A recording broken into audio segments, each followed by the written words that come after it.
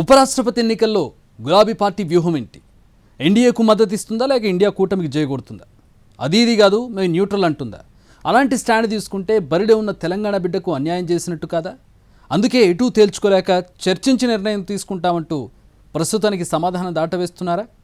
Party పరిస్థితి ముందు నొయ్యి వెనక గొయ్యిలా మారిందన్నది నిజమేనా? ఉపరాష్ట్రపతి ఎన్నిక విషయమై గతంలో ఎన్నడూ లేనంత పొలిటికల్ హీట్ పెరిగింది. దక్షిణాది, ప్రత్యేకించి తెలుగు రాష్ట్రాల్లోని రాజకీయ పార్టీలకు ఈ ఎన్నిక పరీక్షలా మారిందన్న అభిప్రాయం బలంగా ఉంది. ఎలాంటి నిర్ణయం తీసుకుంటే ఎట్నుంచి ఏ రియాక్షన్ వస్తుందోనన్న భయముందట కొన్ని పార్టీలో. మరీ ముఖ్యంగా బీఆర్ఎస్ పరిస్థితి కరవమంటే కప్పకు కోపం, విడవమంటే పాముకు కోపం అన్నట్టుగా తయారైందని విశ్లేషిస్తున్నాయి రాజకీయ వర్గాలు. జగదీప్ ధన్కర్ రాజీనామాతో ఇప్పుడు ఉపరాష్ట్రపతి పదవికి ఎన్నికలు జరగబోతున్నాయి. ఓటింగ్ విషయంలో మిగతా రాజకీయ పక్షాల సంగతి ఎలా ఉన్నా బీఆర్ఎస్ వ్యూహమేంటన్న విషయమై ఆసక్తికరమైన చర్చ జరుగుతుంది. ఈ ఎన్నికల్లో పార్లమెంటు ఉభయ సభల సభ్యులే ఓటర్లు.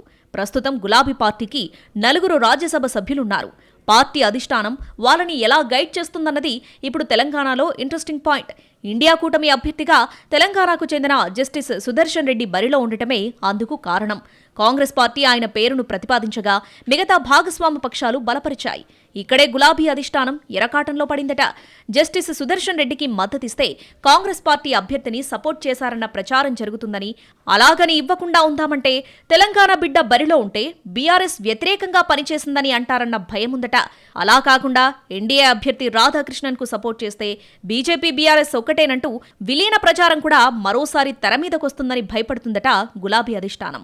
దీంతో ఈ ఎన్నికల్లో బీఆర్ఎస్ తటస్థంగా ఉండవచ్చన్న విశ్లేషణలు పెరుగుతున్నాయి.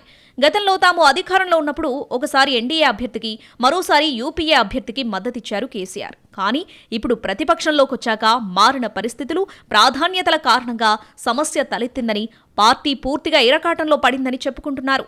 తెలంగాణ బిడ్డగా జస్టిస్ సుదర్శన్ రెడ్డికి మద్దతివ్వాలనుకున్నా రాష్ట్రంలో కాంగ్రెస్ పార్టీ అధికారంలో ఉన్నందున అలా చేయకపోవచ్చంటున్నారు.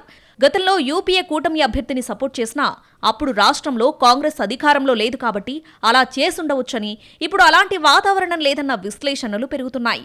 మొత్తంగా బీఆర్ఎస్ ఓట్లతో గెలుపోటములు డిసైడ్ అయ్యే అవకాశం లేకున్నా ప్రస్తుతమున్న ప్రత్యేక పరిస్థితుల కారణంగా ఆ పార్టీ వైఖరి చర్చనీయాంశమైంది. మరోవైపు తెలంగాణకు 2 లక్షల మెట్రిక్ టన్నుల యూరియా ఎవరిస్తే వాళ్లకు సపోర్ట్ చేస్తామంటూ కొత్త ట్విస్ట్ ఇచ్చారు పార్టీ వర్కింగ్ ప్రెసిడెంట్ కేటీఆర్. కేంద్రంలో అధికారం లేని కాంగ్రెస్ ఎలాగూ ఆ పని చేయలేదు. పోనీ కేటీఆర్ డిమాండ్ చేసినంత మొత్తాన్ని బీజేపీ ఇస్తుందన్న గ్యారంటీ లేదు. అంటే కేటీఆర్ కూడా కర్ర విరక్కుండా పాము చావకుండా మాట్లాడారన్న విశ్లేషణలున్నాయి.